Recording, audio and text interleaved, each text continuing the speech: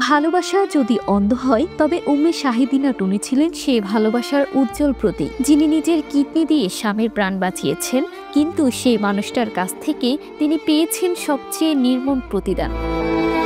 সাভারের কলমা এলাকায় ঘটে যাওয়া এই হৃদয় বিতারক ঘটনাটি যেন ভালোবাসার মুখোশ পরে থাকা প্রতারণার নগ্ন উদাহরণ।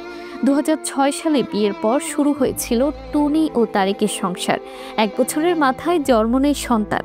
এরপরই জানা যায় তারেকের 2টি কিডনি অচল। স্ত্রী টুনির নিজের স্বপ্ন, সম্পদ, এমনকি শরীরের একটি গুরুত্বপূর্ণ অঙ্গ উৎসর্গ করে তাকে বাঁচিয়ে আনেন ভারতে অপারেশন করিয়ে। কিন্তু সুস্থ হয়ে ফিরেই বদলে যেতে শুরু করেন তারেক। কাজ না করে বইয়ের রোজগারে নির্ভরশীল হয়ে ওঠেন। এরপর অনলাইনে জুয়া, পরকীয়া ও নির্যাতনের এক ভয়ঙ্কর ধারা শুরু হয়। একসময় মারধর করে স্ত্রীকে বাড়ি থেকে বের করে দেয় সে। বসবাস শুরু করে ডিভোর্সি প্রেমিকার সঙ্গে। যাকে নিজের প্রাণ দিয়ে বাঁচালেন টুনি, সেই মানুষটাই তাকে অপমান, অত্যাচার আর প্রতারণার আগুনে পুড়িয়ে ছাড়লেন।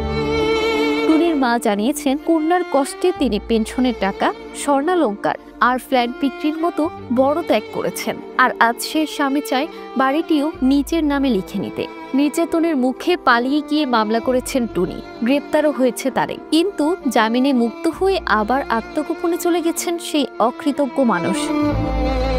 আইনজীবীরা বলেছেন, শুধু নারী নির্যাতন নয়, অঙ্গ-প্রত্যঙ্গ সংযোজন আইনেও মামলা করে তারেককে কঠিন শাস্তির আওতায় আনা উচিত।